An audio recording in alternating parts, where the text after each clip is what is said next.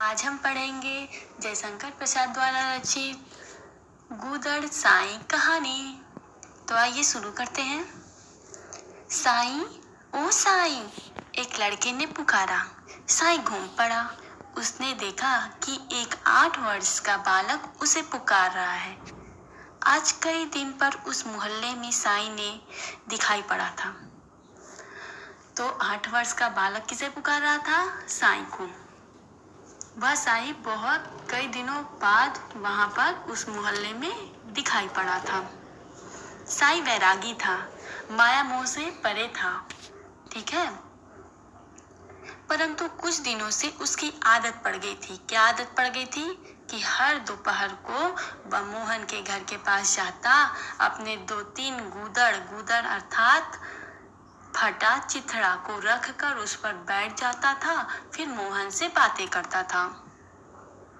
जब कभी मोहन उसे गरीब और भिखमंगा जानकर मां से अभिमान करके पिता की नजर बचाकर कुछ साग रोटी लेकर देता। कभी कभी क्या करता था मोहन, उसे गरीब भिखमंगा जानकर उसे साग रोटी मां से अभिमान करके, मां मुझे दो, मुझे उसे देना है, खिलाना है। और पिता से क्या करता था? बचाकर वह साग रोटी उस साईं बाबा को देता था। तब उस साईं के मुख पर पवित्र मैत्री के भावों का साम्राज्य हो जाता। जब उसे वह साग रोटी वह अभिमान से लाकर अपनी माता से लेकर देता था, तो साईं का मुख में पवित्र शुद्ध मैत्री अर्थात मित्रता का साम्राज्य छा जाता था। यानी वह मैत्री भाव से परिपूर्ण हो जाता था। उस मोहन से उसका मैत्री संबंध स्थापित हो जाता था। गूदड़ साईं उस समय 10 वर्ष के बालक की तरह, जैसे 10 वर्ष का बालक क्या करता है, कोई सम्मान मिलता है तो पहले कहता है वाह मुझे ये सम्मान मिला है, घमंड करता है, थोड़ा अभिमान करता है, फिर सराहना, वाह मुझे यह सम्मान मिला है, कितना अच्छा सम्मान है ना, फिर प्रशंसा करना और फिर उलाहना, नहीं इसमें थोड़ी सी गड़बड़ है, ये थोड़ा सा वो है। तो ऐसे ही 10 वर्ष की बालक की तरह उस साग रोटी का थोड़ा अभिमान करता था कि वाह मुझे साग रोटी मिला है, तारीफ करता था, फिर उलाहना देता था और इसके आदान प्रदान के बाद उसे बड़े चाव से खा लेता था। मोहन की दी हुई एक रोटी उसकी अक्षय तृप्ति का कारण होती। अक्षय यानी तुम्हारा, अच्छा यानी ना नष्ट होने वाला, तृप्ति यानी उसकी भूख मिट जाती थी। वह इस एक रोटी में ही उसकी संपूर्ण भूख उसकी मिट जाती थी। क्यों मिट जाती थी? क्योंकि कोई चीज अगर थोड़ी सी भी आपको यदि प्रेम से खिलाई जाती है तो आपका पेट अवश्य भर जाएगा, उसमें और अधिक चाह की आवश्यकता नहीं होती है।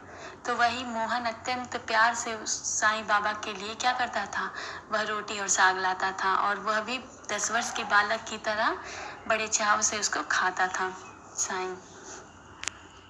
एक दिन मोहन के पिता ने देख लिया कि रोटी खिलाते हुए देख लिया उसे, वह बहुत बिगड़ा। वह थे कट्टर आर्य समाजी, ढोंगी फकीरों पर उनकी साधारण और स्वाभाविक चिढ़ थी। जैसे ही वो दिख गए कि अरे ये इस ढोंगी बाबा के पास जाकर ये क्या कर रहा है, उसे उन्होंने खूब डांटा। और तो थे कट्टर आर्य समाज में जो कि ढोंगी लोगों से चिढ़ होता है, तो उसे वो पहले ढोंगी ही समझे कि वो ढोंगी बाबा है, नकली है। ढोंगी मतलब नकली फकीर है, ये अब मेरे बेटे को झांसे में ले लेगा, फंसा लेगा, इसका फ़ायदा उठा लेगा। इसलिए उसने जो कि अपने बेटे को डांटा, मोहन को डांटा कि वह उन लोगों के साथ बातें ना किया करे। साईं हंस पड़ा और चला गया। जैसे ही उसने देखा कि मोहन को डांट लग रही है, यह देखते हुए वह हंसा और चल पड़ा। उसके बाद आज कई दिन पर साईं आया और जानबूझकर उस बालक के मकान की ओर नहीं गया। तो फिर उसके बाद उस दिन से वह बहुत दिन बाद आया और वह उसके घर भी नहीं गया मोहन के। तभी पढ़कर लौटता हुआ मोहन उसे देख लिया और पुकारा और वह उसके पास आया। फिर उन दोनों में बातें हुई। मोहन, तुम आजकल आते नहीं, तुम्हारे बाबा बिगड़ते थे। नहीं, तुम रोटी ले जाया करो, भूख नहीं लगती। अच्छा, कल जरूर आना, भूलना मत। इतने में एक दूसरा लड़का साईं का गूदड़ खींच कर भागा। गूदड़ लेने के लिए साईं उस लड़के के पीछे दौड़ा। अभी मोहन और साईं में बातें ही हो रही थी कि तब तक एक दूसरा लड़का आया और वो जो फटा चिथड़ा जो साईं बाबा के पास था उसको वो छीन कर भागा और उसके पीछे साईं भी भागा। मोहन खड़ा देखता रहा। साईं आंखों से ओझल हो गया, अर्थात गायब हो गया। चौराहा यानी चार राहों का समाहार, यानी जहाँ चार राह मिलते हैं। चौराहे तक दौड़ते दौड़ते साईं को ठोकर लगी, पत्थर से कोई ठोकर लगी। वो गिर गया, सिर से खून बहने लगा। खिंचाने के लिए जो लड़का उसका गूदड़ लेकर भागा था वह डर से ठिठका रहा। एकदम डर गया वो लड़का कि अरे इसको क्या हो गया, मैं तो मस्ती कर रहा था और इसको चोट लग गई। दूसरी ओर से मोहन के पिता ने उसे पकड़ लिया, उस लड़के को पकड़ लिया। दूसरे हाथ से साईं को पकड़कर उठाया। नटखट लड़के के सर पर चपत पड़ने लगी। साईं उठकर खड़ा हो गया। जैसे ही मोहन के पिता ने यह सब देखा तो उन्होंने साईं को उठाया और उस लड़के को पकड़कर उसके सर पर मारने लगा। मत, तब साईं बोलता है, मत मारो, चोट आती होगी, साईं ने कहा और लड़के को छुड़ाने लगा। मोहन के पिता ने साईं से पूछा, तब चिथड़े के लिए दौड़ते क्यों थे? तुम्हें जब वह चिथड़ा प्रिय ही नहीं था तो इस बच्चे के पीछे दौड़ा ही क्यों, अपना सर फोड़ लिए? सिर फटने पर भी जिसको रुलाई नहीं आई थी वह साईं लड़के को रोता देखकर रोने लगा। उसने कहा, बाबा, मेरे पास दूसरी कौन वस्तु है जिसे देकर इन राम स्वरूप भगवान को प्रसन्न करता?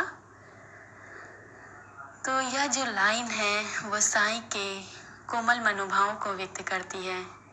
वह बालक नहीं है साईं के लिए, वह तो भगवान है, राम स्वरूप भगवान है उनके समक्ष, जो उनके साथ मनोविनोद कर रहे हैं। मनोविनोद करना अर्थात मन का आनंद ले रहे हैं। साईं भी ले रहा है और बच्चा भी ले रहा है, वो जो भगवान स्वरूप बच्चा है। तो वही कहता है कि ये तो भगवान स्वरूप बालक हैं। तो क्या तुम इसीलिए गुदर रखते हो? मोहन के पिता पूछते हैं। इस चिथड़े को लेकर भागते हैं। तब साईं कहता है, इस चिथड़े को लेकर भागते हैं भगवान, और मैं उनसे लड़कर छीन लेता हूँ, रखता हूँ, फिर उन्हीं से छीनवाने के लिए, उनके मनोविनोद के लिए। तब वो कहता कि हाँ, मैं इसीलिए चिथड़ा रखता हूँ ताकि ये इस चिथड़े को लेकर भागे और फिर मैं इनके पीछे भागूं, फिर मैं इनसे छीन कर रखूं, इन्हीं से छीनवाने के लिए। सोने का खिलौना तो उचक्के भी छीनते हैं, अर्थात सोना चांदी इस पर तो चोर उचक्के छीनते हैं, पर चिथड़ों पर भगवान ही दया करते हैं। भगवान जो है दीनों पर, गरीबों पर, जो कोमल अच्छे भाव से युक्त हैं उन पर दया करते हैं। और इसीलिए तो इस चिथड़ों को लेकर भागने का काम केवल भगवान स्वरूप ये बालक ही किया। इतना कहकर बालक का मुंह पोंछते हुए मित्र के समान गलबाही डाले हुए साईं चला गया। उसके गले में बाँह डालकर फिर साईं चल दिया। मोहन के पिता आश्चर्य से बोले, गूदड़ साईं, तुम निरे गूदड़ नहीं, गुदड़ी के लाल हो। मोहन के पिता, गुदड़ी के लाल एक मुहावरा है जिसका अर्थ होता है साधारण घर में एक असाधारण अर्थात प्रतिभावान बच्चे का जन्म होना। तो जिसे वो साधारण समझ रहे थे मोहन के पिता, वो तो असाधारण निकला। ऐसा मनोभाव रखने वाला मानव आज कहाँ है? इतना सुंदर कोमल मनोभाव, इतने अच्छे मनोभाव वाला जिसे वो ढोंगी फकीर समझ रहे थे, वो तो सच्चा निकला, वो तो प्रतिभावान निकला, उज्जवल व्यक्तित्व निकला, अच्छा मानव निकला वो तो वही कहते हैं कि तुम तो फटा चिथड़ा नहीं हो, तुम तो अनमोल वस्तु हो, प्रतिभावान वस्तु, प्रतिभावान व्यक्ति हो। मैं तुम्हें एक साधारण व्यक्ति समझ रहा था, तुम तो असाधारण निकले, सच में तुम गुदड़ी के लाल हो, इसलिए कहता है। तो यह कहानी बड़ी ही प्यारी थी और छोटी सी, जिसमें साईं जिसे ढोंगी फकीर समझा जाता है। इससे यही सीख मिलती है कि हमें ऊपर से अनुमान नहीं लगाना चाहिए। हमें किसी व्यक्ति के बारे में यदि जानना है तो उससे बातें करनी होंगी, उसके बारे में जानना होगा, तब हम कुछ अनुमान लगा सकते हैं कि वो व्यक्ति अच्छा है या बुरा। इस तरह ऊपर ऊपर देखकर हम किसी को परख नहीं सकते हैं। फिर दूसरा, हमें गरीब दीनहीनों की हमेशा मदद करनी चाहिए। हमें ये नहीं कि वो गरीबहीन है तो वो घृणा का पात्र है, बल्कि उससे प्रेम करना चाहिए, जिस तरह से मोहन करता था उस साईं से। फिर साईं के इस पवित्र भाव से हमें ये सीख मिलती है कि हमें प्रेम से रहना चाहिए, प्रेम का बर्ताव करना चाहिए और लोगों से मिलजुल कर रहना चाहिए। जैसे साईं रहता था, किसी भी अनजान को अपना बना लेता था और भगवान, बालक को भगवान मानता था। तो इसके साथ ये कहानी हम ख़त्म करते हैं। आशा है आप लोगों को कहानी अच्छी लगी होगी। धन्यवाद।